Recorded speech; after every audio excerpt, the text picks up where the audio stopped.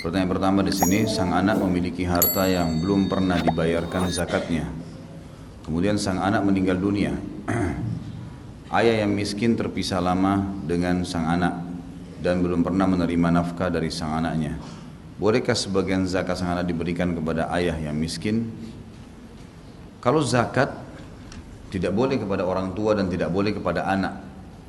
Jalur langsung ke atas sama jalur langsung ke bawah ini nggak ada hubungannya sama zakat, karena mereka kewajiban. Zakat itu tidak masuk dalam dua orang ini, ayah dan anak. Sebagian ulama mengatakan masuk juga di dalamnya adalah kakek, nenek, dan juga ke bawah cucu. Karena ini jalur-jalur yang langsung memang tidak bisa ada toleransi, harusnya dikasih tanpa tunggu zakat. Nah sekarang zakat mal yang belum dikeluarkan dari si mayit, dikeluarkan berapa kadar zakatnya itu. Tentu kalau dia ada zakat berarti dia punya harta, otomatis. Zakat hanya bagi orang yang mampu. Lebih daripada itu, yang dia tinggalkan warisan, maka ayahnya punya hak, karena ayah penerima warisan. Maka ayah yang miskin diberikan dari warisannya dan bukan dari zakat malnya, karena zakat mal nggak bisa untuk ayah atau untuk anak. Allahu a'lam. Penjualan yang salah satu pembayarannya bisa pakai kartu kredit, hasilnya bagi si penjual haram atau tidak? Ini pertanyaan di luar tema sebenarnya. Baik, penjualan yang salah satu pembayarannya bisa dipakai dengan kartu kredit, hasilnya bagi penjual itu haram atau tidak? Tentu saja di sini minimal sekali adalah syubhat minimal. Karena ada sebagian ulama yang mengatakan kalau seandainya tidak ada pembayaran di satu negara kecuali dengan kartu kredit, nggak bisa kecuali dengan itu, maka ulama ada yang mengatakan dibolehkan, tapi dia harus hindari bunga-bunganya, dia hindari bunganya, dia hindari banyak hal yang harus dihindarin lah, gitu kan. Tentu jauh lebih aman kalau dia tidak melakukannya. Tapi kalau di negara yang umumnya kaum muslimin kayak kita di Indonesia, nggak perlu semua, nggak perlu semua. Ya kalau bahasa langsung saya sebenarnya kalau antum bisa tutup aja semua kartu kreditnya, gitu kan. Nah ini berbahaya sekali. Kita sangat riskan. Misal kita ambil 0%, nggak ada bunganya kok, 0% cicilan. HP harga 3 juta ya 3 juta juga, benar. Tapi kalau antum telat sehari, kira-kira misal telat jam 12 malam batasnya, kita baru ingat jam 1 malam, lalu bayar, kena tetap 50 ribu kah, 20 ribu kah, itu riba. Dan 1 dirhamnya lebih berat daripada 36 kali berzina. Walaupun awalnya tidak niat riba, tapi ini memang kartu kredit, kartu itu kartu riba. Kenapa harus libatkan diri di situ? Dan saya yakin teman-teman yang sudah biasa terlibat dengan masalah kartu kredit ini tahu bagaimana rumitnya itu. Kalau makin sering kredit maka makin rumit. Tiap bulan pusing cari dari mana duitnya. Kenapa nggak ditabung saja? Kita mampu cash, kita beli cash, gitu kan? Dan dicicil satu persatu sesuai dengan kebutuhan. Tidak perlu harus semuanya. Allahu a'lam, itu jauh lebih baik. Tadi saya kasih pendapat ulama umumnya kalau di wilayah non muslim, karena ada beberapa negara memang sudah nggak ada lagi cash, gitu. Semuanya orang sudah menggunakan kartu dan tidak ada lagi kartu kecuali kartu kredit yang ada misal. Maka ini berbeda hukumnya. Ya. Saya dilahirkan dan dibesarkan oleh orang tua yang berbeda. Saya dibawa sejak umur 1 tahun hingga sekarang. Bagaimana adab terhadap keempat orang tua saya? Mana yang harus saya dahulukan? Apabila ada permintaan yang bertentangan antara ibu kandung dengan ibu yang membesarkan saya, tetap ibu kandung. Orang-orang yang membesarkan kita, mereka dapat pahala dengan membiayai seorang anak muslim. Itu udah cukup buat mereka sebenarnya. Dan kita tetap harus membalas kebaikan dengan kebaikan. Kata Allah SWT, hal jazaul ihsani illa ihsan. Bukankah kebaikan harus dibalas dengan kebaikan? Dan juga kita disuruh, kata Nabi SAW dalam hadis Bukhari Muslim, kalau seseorang berbuat baik pada kalian, baik balaslah dengan yang setimpal, yang seimbang. Kalau kalian tidak punya maka bacalah, ucapkanlah jazakallahu khairan, gitu kan? Maka itu sudah cukup membalas apa yang telah orang itu berbuat baik. Jadi kita berbuat baik sama mereka sebagaimana umumnya muslimin yang pernah berbuat baik dengan kita. Tapi kalau bertemu antara ibu angkat dengan ibu kandung, mustahil ibu angkat didahulukan. Tetapi ibu kandung, dan sudah kita bahas panjang lebar tadi, jangankan ibu kandung kita tidak punya jasa, ya, dia mengantongi kita di rahimnya saja 9 bulan sudah cukup itu. untuk kita harus lebih dahulukan dari wanita yang lain walaupun mereka membiayai kita seumur hidup. Saya mau bertanya bagaimana cara seorang anak menolak sholat berjamaah di rumah bersama orang tuanya dan memilih sholat di masjid, dan apakah itu termasuk tidak berbakti kepada orang tua? Disampaikan apa adanya, karena sholat wajib adalah wajib, haknya Allah. Kalau bertemu antara hak wajibnya Allah dengan hak wajibnya makhluk, yang didahulukan yang mana? Haknya Allah. Sholat di masjid wajib bagi laki-laki, itu pendapat jumhur ulama, gitu kan? Ulama Syafi'iyah yang mengatakan sunnah muakkadah, tapi umumnya jumhur ulama mengatakan wajib, dan banyak dalil berhubungan dengan masalah wajibnya. Seperti hadis Nabi SAW, saya ingin agar seseorang menggantikan saya, diiqamahkan sholat dan ada seseorang yang menggantikan saya jadi imam, lalu saya keluar membakar rumah orang-orang yang tidak pergi sholat di masjid. Ada ancaman, dan semua sesuatu ibadah yang diikuti dengan ancaman kalau tidak dikerjakan berarti dosa besar. Dari sini ulama mengatakan sholat di masjid wajib bagi laki-laki, kan gitu. Itu jumhur ulama, sudah jelas pendapat mereka. Nah, karena wajib bertemu dengan bakti sama orang tua, ayah yang minta kita sholat juga wajib, maka kita dahulukan haknya Allah. Tapi pakailah cara, kata Allah tadi, ya, ucapkanlah kalimat yang baik, yang santun, merendah dengan mereka. Misal ayah, maaf, bisa nggak saya sholat di masjid sebentar aja? Saya balik, saya jamaah lagi sama ayah. Kan boleh kita sholat berjamaah 2 kali. Muadz bin Jabal dalam hadis Bukhari sholat bersama Nabi SAW, lalu kemudian pulang mengimami lagi kaumnya. Tidak ada masalah itu.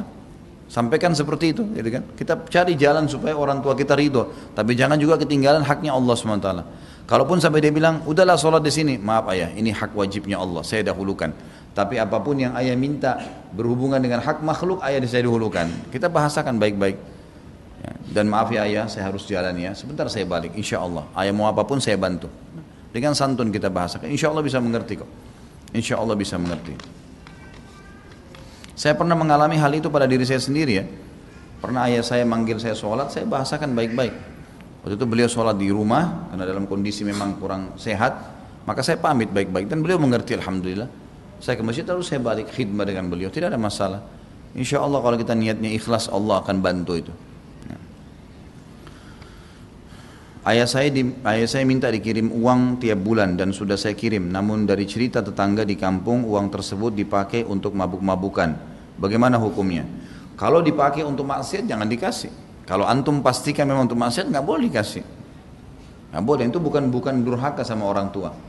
Kalau dipakai untuk kebaikan, kebutuhannya, itu nggak ada masalah. Tapi kalau dipakai jelas-jelas mabuk, jangan dengar tetangga. Pastikan sendiri. Mungkin ada saudara, mungkin kalau masih ada ibu, ditanya baik-baik. Kalau emang betul, telepon ayahnya baik-baik. Ayah, maaf ayah, kita orang muslim, ayah tahu saya dapat informasi seperti ini. Dan masa ayah tega kalau saya kerja banting tulang kemudian ayah memakainya mabuk-mabukan. Coba ayah pakai yang lain, beli susu, beli makanan, beli minuman, beli pakaian, saya ridho, silakan ayah. Ayah mau tambah saya tambah gitu ya. Kita bisa menggunakan bahasa-bahasa yang santun lah insya Allah. Kan itu. Mudah-mudahan sambil kita doakan dapat hidayah. Tapi jangan hanya dengar orang saja ya. Dan dengar orang ini nggak pasti. Bisa saja ada orang hasut, ada orang iri, dan seterusnya, ini bisa terjadi. Bolehkah kita mengambil pendapat ulama yang lemah karena lebih mudah untuk dilaksanakan? Itu Allahu a'lam ya. Jadi yang kita harus lakukan adalah dalil yang kuat. Tapi ulama tidak pernah menyalahkan kalau ada orang yang mengerjakan pendapat ulama yang lain selama berkisar di 4 madhab. Karena 4 madhab ini Syafi'iyah, Malikiyah, Hanabilah dan Hanafiyah, ini semua jelas disepakati oleh ahli sunnah wal jamaah, karena semuanya berada di generasi emas yang kata Nabi SAW sebaik-baik generasi adalah generasiku, abadku, lalu kemudian abad setelahnya, lalu abad setelahnya, dan mereka berada di abad yang tengah-tengah ya. Karena Imam Malik meninggal Imam Abu Hanifah meninggal 150, Imam Malik 179, Imam Syafi'i meninggal 204, kalau nggak salah Imam Ahmad 240-an. Jadi mereka masih ada di generasi emas ini. Makanya ulama mengatakan mereka, dan pada zamannya memang diakui sebagai ulama-ulama madhab gitu kan. Banyak orang mengikuti, dan sekarang subhanallah dunia ini seperti terpetak begitu ya.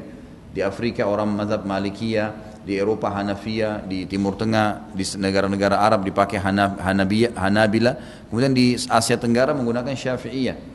Dan ini insya Allah kalau berkisar di 4 ini tidak ada masalah. Karena saya tidak pernah temukan ada ulama yang melarang itu, yang melarang. Seperti misalnya ulama Syafi'iyah banyak mengembangkan pendapat Syafi'i di Mesir. Lalu tidak pernah terlalu disorotin oleh para ulama ini Timur Tengah, misalnya Hanabila gitu kan. Kalau selama itu masalah fikih, bukan masalah cabang, bukan masalah asas ya, bukan masalah minta-minta di kuburan misalnya, atau hukum memakai jimat, syirik kepada Allah. Nah itu selama bukan itu tidak ada masalah, gitu kan, tidak ada masalah. Tetapi saran saya Allahu a'lam, kalau antum sebagai penuntut ilmu, cari di antara pendapat ini sebagaimana ulama sarankan, mana yang paling kuat dalilnya. Karena zaman kita sekarang bukan kayak zaman dulu. Zaman sekarang kita bisa leluasa melihat dalil-dalil mereka, gitu kan? Leluasa sekali. Zaman dulu sulit itu. Zaman sekarang sangat terbuka. Jadi kita sangat mudah untuk bisa memahami mana dalil yang paling kuat dari pendapat-pendapat ini lalu kita amalkan. Tapi sekali lagi tidak disalahkan kalau kita berpegang pada salah satu mazhab ini walaupun pendapatnya ya lebih lemah daripada yang lainnya. Ketika di akhirat kelak apabila timbangan amal kita lebih berat daripada dosa kita, apakah kita tetap akan dihisab, diazab? Apabila timbangan amal kita lebih berat daripada dosa kita, maksudnya pahala ya? Tentu saja tidak. Tentu saja tidak. Jadi di hari kiamat itu ada beberapa tingkatan. Ada orang yang lolos tanpa timbangan ke surga.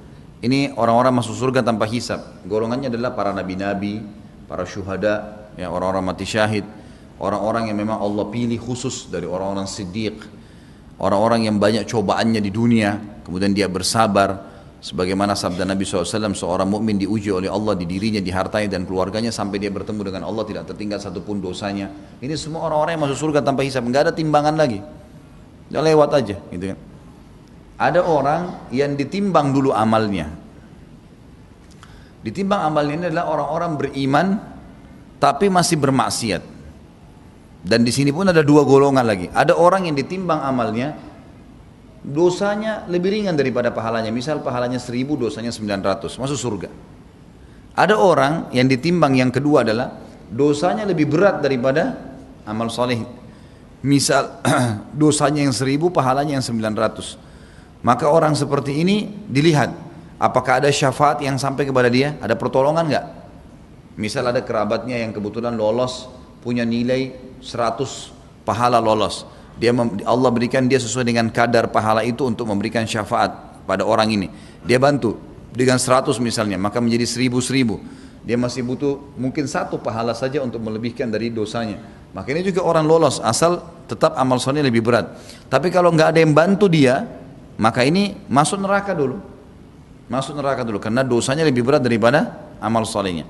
Golongan yang ketiga adalah tidak ditimbang juga amalnya, tapi langsung masuk neraka. Ini orang kafir, munafik dan orang musyrik. Ini juga nggak pakai timbangan. Bahkan sementara orang-orang beriman ditimbang amalnya, mereka sudah langsung dilemparin ke neraka karena nggak ada gunanya. Nggak ada gunanya dari amal-amal mereka. Sebagaimana hadis Bukhari, Aisyah bertanya radhiyallahu anha kepada Nabi SAW tentang satu orang Arab Quraisy yang sangat terkenal sekali dengan kebaikannya lah, silaturahim keluarganya, sedekahnya, bantu orang dan seterusnya. Tapi tidak pernah beriman kepada Allah. Kata Aisyah, ya Rasulullah, bermanfaat enggak amalnya? Kata Nabi SAW, tidak sama sekali. Karena dia tidak pernah beriman kepada Allah. Jadi sebanyak apapun amal orang kafir enggak ada manfaat buat dia. Jadi kalau amal soleh antum lebih berat, maka masuk surga, walaupun ada dosanya. Itu tapi nasib-nasiban, gitu kan. Makanya kita tidak tahu soalnya kadar dosa kita, kadar pahala kita tidak pernah tahu. Makanya langsung perbanyak istighfar, perbanyak taubat. Nabi SAW mengatakan saya taubat setiap hari 70-100 kali. Jadi kita perbanyak taubat, jangan membawa dosa di akhirat. Kalau perlu mohon kepada Allah agar ya Allah jangan meninggalkan saya di muka bumi ini kecuali engkau sudah catatkan aku termasuk hamba-hambamu yang masuk surga tanpa hisab. Kita berdoa kepada Allah SWT. Bagaimana sikap seorang anak terhadap orang tuanya yang masih kafir bila orang tuanya meninggal? Tentu saja pada saat sakit dia jenguk, ya. Pada saat meninggal dia berusaha coba membantu apa yang dia bisa bantu. Tapi di sini kalau ada ritual-ritual acara agama itu tidak boleh. Seperti misalnya ada nyanyi-nyanyian kalau Nasrani itu tidak boleh dia hadir. Harus dia lepas tangan. Walaupun kita ada perasaan ya, karena memang sudah seperti itu. Ingat waktu Nabi Nuh alaihissalam anaknya meninggal, tenggelam, kafir, sedih dia. Dia ingin menolongnya, ingin membantu. Sebagian ulama tafsir mengatakan Nuh seakan-akan memohon kepada Allah, ya Allah, sesungguhnya anak saya, tolong dia beriman. Kalaupun tidak, izinkan saya urus jenazahnya. Kalau mati, apa kata Allah? Dia bukan lagi anakmu. Perbuatannya bukan perbuatan yang baik. Dan hai Nuh, saya tidak ingin kau termasuk orang-orang bodoh. Maka Nabi Nuh alaihissalam tidak berani ngangkat kepalanya dalam satu riwayat 40 tahun ke langit karena takutnya sama Allah. Tapi tidak diurus anaknya. Ya, sudah risikonya begitu, gitu kan? Makanya teman-teman yang memiliki orang tua kafir ini, saya selalu sarankan, ada beberapa teman-teman saya mu'allaf yang ikut di pengajian juga, saya sampaikan, usahakan selalu tiap hari doakan orang tua, pandu dan tunjukkan yang terbaik, tabbakti sama mereka, mudah-mudahan Allah lunakkan hatinya. Karena tinggal ucapin syahadat kok. Tinggal ucapin syahadat. Kadang-kadang syaitan memberatkan kita seakan-akan nanti nggak diterima ya. Jangan, coba. Dan itu mengucapin syahadat bukan sesuatu yang berat ya. Karena Allah itu tanamkan dalam hati. Maka kita bilang, kamu mau syahadat nggak? Orang begitu, nawarin, banyak orang begitu ditawarin, mau syahadat nggak? Apa itu syahadat? Ya masuk Islam, mengikrarkan tidak ada Tuhan selain Allah dan juga Muhammad adalah utusannya. Banyak orang tiba-tiba syahadat, banyak sekali. Yang itu. Banyak sekali cuplikan di YouTube itu kalau antum lihat dai-dai di Jerman, dai-dai di Saudi, banyak. Mereka cuma langsung menawarkan, ada tertarik untuk syahadat Islam, ada yang tertarik dengan Islam, dibantu syahadat. Ya. Maka ucapkan teman-teman sekalian, jangan ragu untuk ucapkan kepada orang tua kita. Bagaimana adab kita terhadap guru di saat guru kita melarang kita mencontoh Rasulullah SAW seperti melarang bercelana gantung dan berjenggot? Orang tua aja nggak boleh dipatuhi kalau maksiat kepada Allah, apalagi guru. Gitu. Ya, jawabannya jelas ya. Kenapa kok gurunya melarang menjalankan sunnah Nabi SAW? Nggak boleh. Masalah isbal itu kan jelas sekali hadisnya. Dan saya sudah bilang teman-teman sekalian, hukum hadis Nabi SAW dari perkataan, perbuatan Nabi SAW dilihat wajib atau sunnahnya. Kalau perintah, dari adanya ancaman kalau tidak dikerjakan, kayak sholat 5 waktu misalnya. Ada ancaman kan? Siapa yang meninggalkan sholat secara sengaja, kata Nabi SAW, dia telah kafir. Maka jelas ya, perbedaan dasar antara kami dengan kafir adalah meninggalkan sholat. Sampai meninggalkan dia telah kafir. Berarti ada ancaman, berarti menandakan sholat 5 waktu wajib. Karena kalau tidak dikerjakan ada ancaman. Kalau perbuatan perintah Nabi SAW tapi tidak ada ancaman, seperti misalnya perintah sholat, sholatlah, siapa yang mengerjakan puasa 3 hari setiap bulan misalnya, pahalanya sama dengan setahun. Motivasi. Nah itu hukumnya sunnah. Dikerjakan boleh, tidak dikerjakan boleh. Tidak ada ancaman kan kalau tidak dikerjakan. Puasa Senin Kamis saya ingin, kata Nabi SAW, puasa Senin Kamis, karena pada saat itu amal sedang dilaporkan kepada Allah. Nah itu nggak ada masalah. Gitu. Jadi berarti perintah dia wajib kalau ada ancaman ditinggalkan, kalau tidak ada ancaman maka hukumnya sunnah. Larangan juga begitu. Kalau sesuatu yang diikuti dengan ancaman, laknat, murka, siksa kubur, siksa di akhirat, gitu kan? Ini semua berarti hukumnya haram. Hukumnya haram. Kalau dia larangan tapi tidak ada ancaman, kayak misal kasus janganlah kalian minum berdiri. Ini kan cuma larangan, tidak ada ancamannya. Maka berarti dia makruh. Nah kalau kita kembali kepada larangan-larangan yang haram, seperti masalah kasus isbal misalnya, laki-laki, larangannya tegas sekali itu, gitu kan? Semua yang di bawah mata kaki di api neraka, ancaman Nabi SAW tegas. Orang yang berat sisanya hari kiamat adalah musbil, mannan, ya. Orang yang menutup mata kakinya bagi laki-laki, kemudian orang yang mannan, nyebut-nyebut kebaikannya, orang yang yang ketiga adalah orang yang bersumpah palsu untuk membuat barangnya laku. Jadi ancamannya tegas. Maka lebih cenderung kalau Imam Az-Zahabi, kalau yang ikuti ceramah saya di YouTube, itu panjang lebar saya jelaskan masalah hukum isbal ini, gitu kan. Bagaimana Imam Az-Zahabi masukkan dalam kategori dosa besar. Karena dalil-dalilnya jelas ada ancaman. Kalau guru melarang kita mengikuti ini sementara ada ancaman, ini nggak boleh dipatuhi. Orang tua aja nggak boleh dipatuhi, apalagi guru ya. Apa hukum berbakti kepada ayah tiri atau ibu tiri dan bagaimana cara berbakti pada mertua, pada mereka? Ya. Tentu saja berbakti umumnya. Kalau ibu kita menikah dengan seorang laki-laki kita katakan ayah tiri ya. Ayah tiri ini kita bakti karena dia adalah pasangan ibu kita. Dan ibu kita sudah meninggal pun berbuat baik dengan suami ibu adalah ibadah. Berarti bakti sama ibu ya, menunjukkan hubungan sama dengan istri ayah. Karena yang pernah menjadi pasangan orang tua kita itu mahram abadi kita. mahram abadi. Harus kita bakti dengan mereka tentunya. Bakti. Tapi kalau bertemu antara ayah tiri sama ayah kandung, tetap ayah kandung didahulukan. Tapi masuk dalam bakti. Bakti. Pasangan orang tua berarti kita wajib bakti juga. Ya. Tapi kedudukannya tidak selevel dengan orang tua kandung.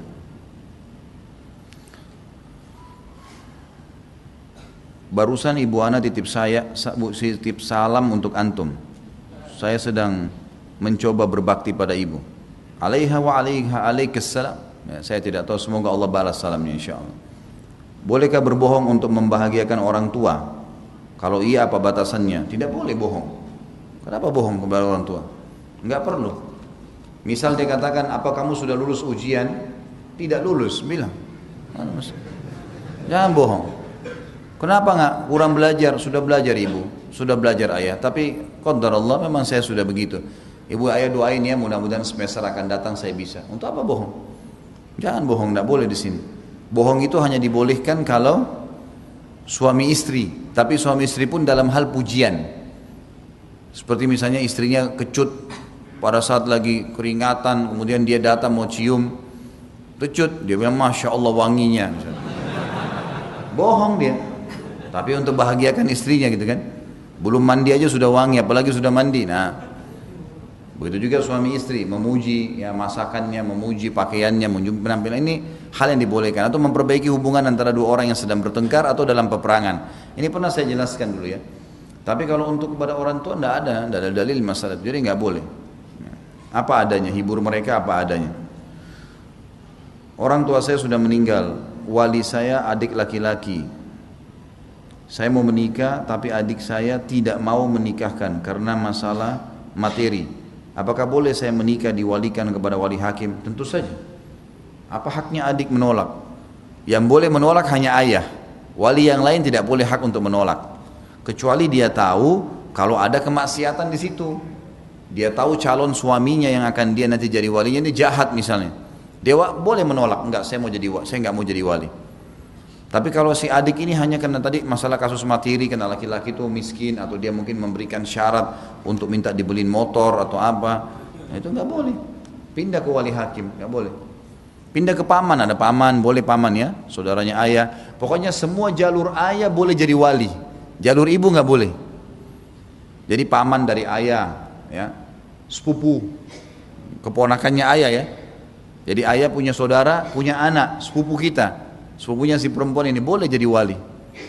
Kalau saudaranya nggak mau, boleh pindah ke sepupunya, boleh pindah ke pamannya. Nah, ini dibolehkan, tapi cuma jalur ayah saja.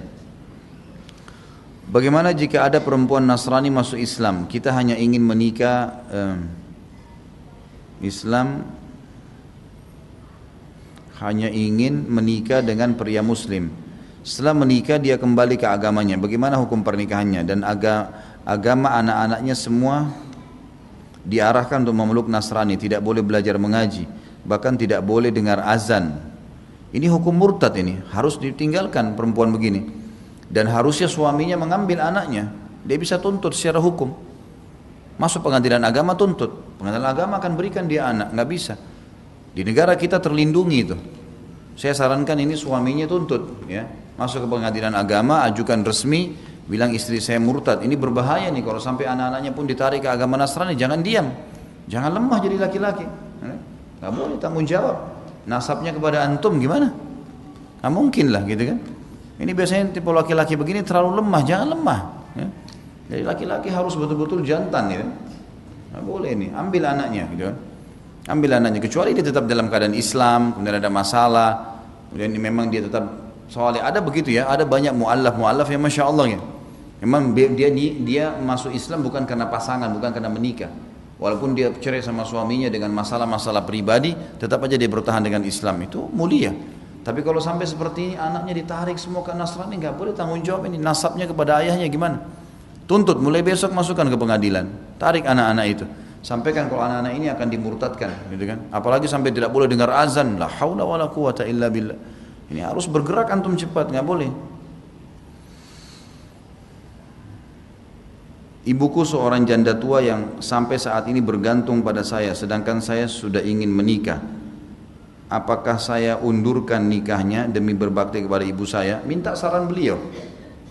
Ibu saya sekarang mau menikah, apa ibu izinkan, ibu ridho enggak? Tanya beliau. Kalau dia minta ditunda, tunda saja demi untuk bakti kepada orang tua. Tidak ada masalah. Dan jangan sekali lagi pakai bahasa seperti tadi saya bilang ya. Dan ingat yang tadi orang bertanya pada Syekh, ibuku numpang padaku, gitu kan? Tidak usah bilang ibu saya sekarang tinggal sama saya atau saya tanggung, nggak usah bahasa itu. Saya sekarang sedang ditanggung oleh ibu saya, bahasanya lebih baik begitu. Kemudian saya mau menikah, bagaimana baiknya? Ya, itu lebih baik. Saudara-saudara saya, tante-tante, om dan keluarga yang lain selalu mengeluhkan sikap ibu saya yang suka mengurus urusan orang lain, suka marah-marah sama anak, cucu, saudaranya, bahkan sama tetangga, dan beliau gampang tersinggung. Saya sudah ikhtiar membawa beliau ruqyah, tapi tidak ada reaksi apa-apa pas di ruqyah. Minta nasihatnya Ustaz, apa yang harus saya lakukan karena saya ingin ibu saya berubah menjadi lebih baik. Pertama doakan, dan yang kedua yang tegur jangan antum. Yang tegur harus orang yang lain, orang yang tidak ada hubungannya dengan durhaka pada orang tua, saudaranya, temannya, kerabat yang dituakan. Karena kalau antum ngomong pekah sekali, antum bisa masuk dalam durhaka sama orang tua karena Allah suruh kita berlemah lembut dengan mereka. Maka kita boleh mengajak atau meminta kepada orang lain untuk menasihatin orang tua kita. Itu jalan yang terbaik. Allahu a'lam, itu yang saya tahu. Ya, misalnya tadi paman, tante, om, itu kan semua, apalagi saudarinya dia, saudaranya dia bisa nasihatin, itu lebih baik. Kita minta terus supaya nasihatin sambil kita doakan. Kalau kita sendiri jangan, ya. Kecuali memang ibu dengar, nggak ada masalah. Karena salah sedikit ini berbahaya, mengatakan kata aja nggak boleh. Apalagi kalau sampai kita bentak, apalagi kalau sampai kita marah-marahin, ini berbahaya sekali. Bagi kita pekah, tapi bagi orang lain kayak saudaranya nggak ada masalah. Karena nggak ada unsur hubungan anak sama orang tua kan. Saudara bisa nasihatin saudaranya atau saudarinya, dan lebih baik pakai orang ketiga. Itu saran saya. Bagaimana sikap seorang anak terhadap bapaknya yang berbeda keyakinan dan masih tinggal dalam satu rumah? Sudah saya bahasakan, tetap bakti, tetap bakti. Saya sambil didakwahi, sambil disampaikan tentang Islam, dan untuk menawarkan Islam ini tawarkan apa adanya. Ayah, bagaimana menurut ayah tentang Islam? Apa yang dianggap buruk? Antum kalau bisa jawab, jawab. Kalau enggak, tanya Ustadz, gimana caranya saya jawab ini? Ayah saya menanggapi Islam seperti ini. Supaya antum punya jawaban, gitu kan? Tetap didakwahi, tetap berbuat baik, bakti. Selama tidak maksiat kepada Allah, wajib dipatuhi, dipenuhi kebutuhannya. Itu termasuk pahala di sisi Allah. Dalil-dalil sudah panjang lebar tadi kita bahas ya. Bagaimana cara membayar hutang di masa lalu sampai saat ini belum dapat dibayarkan dikarenakan kesulitan dalam mencari keberadaan orang-orang yang saya gunakan uangnya, sedangkan sudah berusaha mencari keberadaan mereka. Coba ikhtiar dulu maksimal. Kalau betul-betul mentok kerabatnya, temannya kah, alamat rumahnya kah tidak ditemukan sama sekali, sudah ikhtiar, gitu kan? Sebagian ulama mengatakan hukumnya sama dengan luqata. Luqata itu benda hilang yang ditemukan, kan setahun. Coba maksimalkan setahun. Kalau tidak bisa, sedekahkan atas nama orang-orang itu. Sedekahkan atas nama orang-orang itu. Itu Allahu a'lam yang saya tahu. Baik, ini di luar tema 2 saya bahas sebagai penutup. Bagaimana cara merapatkan saf dalam sholat? Karena saya belum faham. Ini pertanyaan yang baik ya. Karena saya lihat mungkin di saf awal banyak teman-teman yang sudah faham. Tapi pada saat saya telat sholat kayak tadi di belakang, saya temukan banyak yang safnya keluar. Jadi saf itu Bapak Ibu sekalian yang diperhatikan adalah tumit sama tumit. Itu tolok ukur. Jadi telapak kaki kita biasanya ada yang lebih panjang dari yang lain. Itu wajar. Banyak kita ngatur saf yang dilihat adalah ujung jari-jari kaki. Sehingga ini yang sejajar. Yang di belakang maju mundur seperti ini nanti. Orang kalau yang rapi safnya adalah orang yang tumitnya rapi. Makanya dimasukkan dalam kotak saf adalah tumit. Tumit. Kalau tumit sejajar, coba lihat saf dari belakang. Pasti rapi safnya. Gitu ya.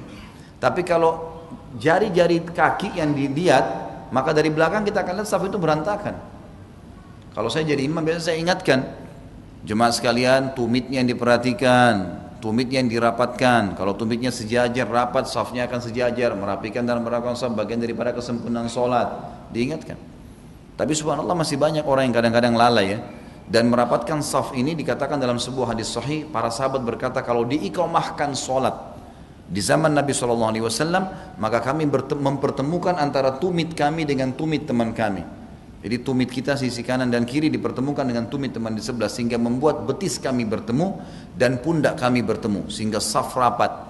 Dan kata Nabi SAW, luruskan dan rapatkan saf kalian, ya, karena syaitan bisa masuk di antara saf itu dan menggoda sholat kalian. Salah satu kiat untuk khusyuk harus safnya rapat, dan ini berlaku sampai selesai sholat.